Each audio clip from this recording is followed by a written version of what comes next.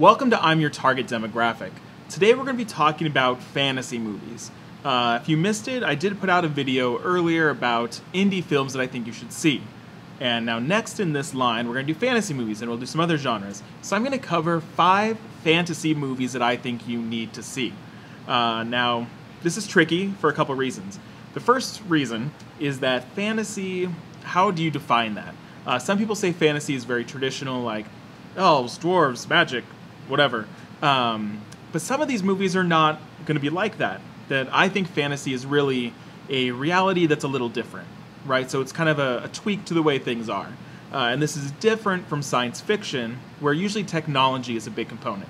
That technology allows you to do this, or alien technology allows this. So we're kind of staying away from that. We're going kind of down this alley of fantasy. The second thing that makes this difficult is that most fantasy movies don't do well. And most of them deserve this. They just aren't good. There's a lot of bad fantasy movies.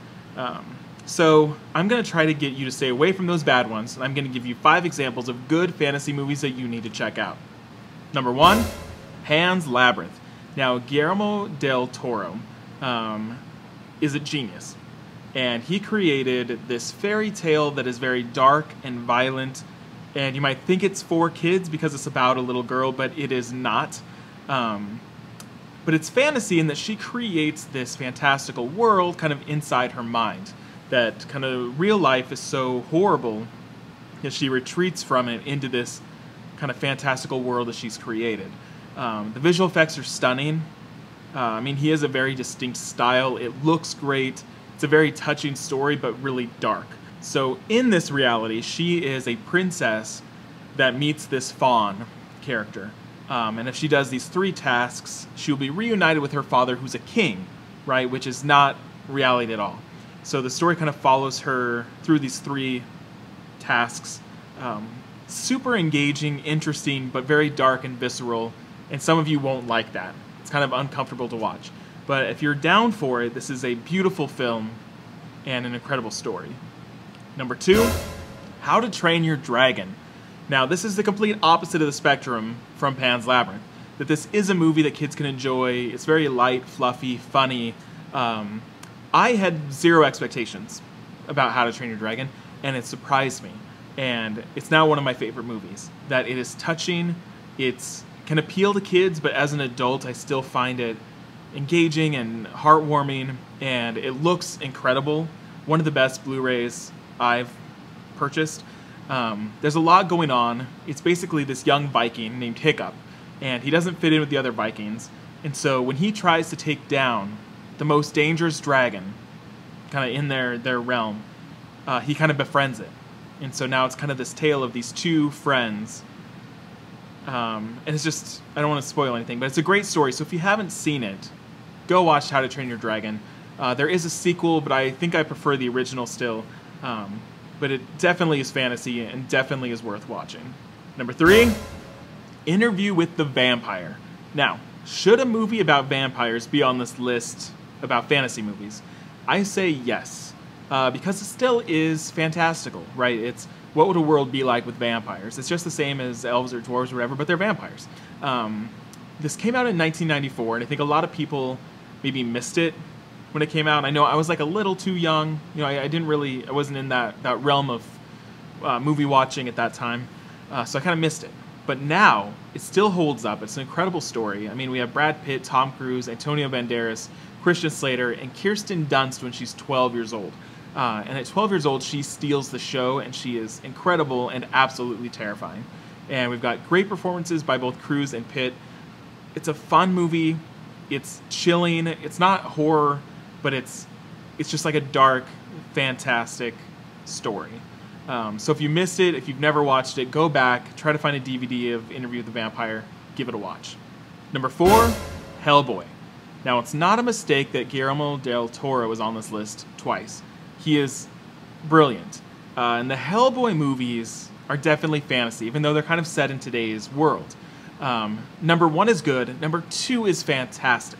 So number 2 is really where the fantasy comes out. I mean, there's like elves and there's like all sorts of monsters and things happening. And it looks great. It has kind of the same visual style that he always brings to his movies. And Ron Perlman as Hellboy is astounding. A lot of people know him recently from Sons of Anarchy. But he delivers a great performance. They're stunning movies, action-packed, a lot of physical, like practical effects. And it's just incredible. So if you've written Hellboy off, you're like, that doesn't sound interesting, give it a shot. It's a very compelling world full of interesting characters. Go watch Hellboy. And number 5, Lord of the Rings. Now, you could not make this list without Lord of the Rings. And if I were to only choose one movie, it would be Lord of the Rings. This is the most typical fantasy movie on this list, right? It's very typical elves, dwarves, there's big wars, there's dragons. What makes this different is that J.R.R. Tolkien created a lot of these archetypes, that he kind of set the stage for what is current fantasy. And to see his novels put into a movie, I didn't think would happen in my lifetime. Like growing up with this, those are cartoons. Those are things that you have to be drawn. You can't do that live action. And they did. And it's incredible. So that fact alone, that they managed to take this huge epic story and put it on the screen, is incredible. And they did an amazing job. Enough that the third movie, Return of the King, won the Best Picture in 2003.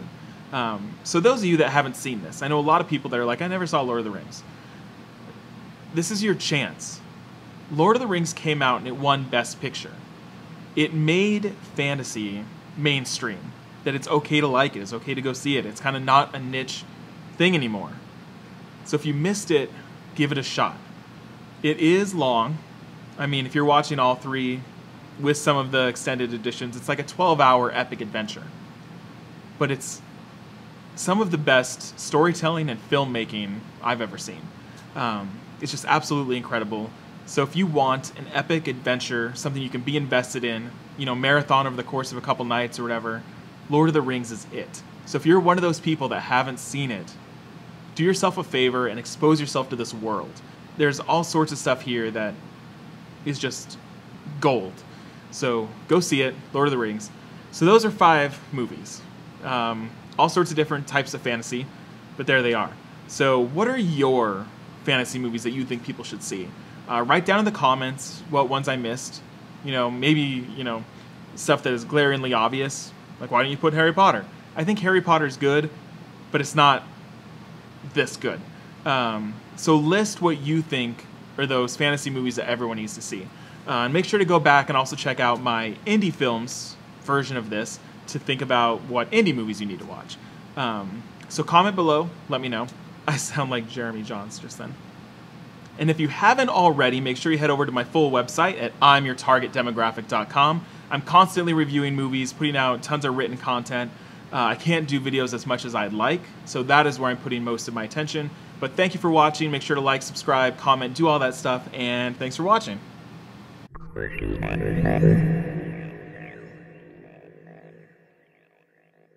Number 1, Pan's Labyrinth. Guillermo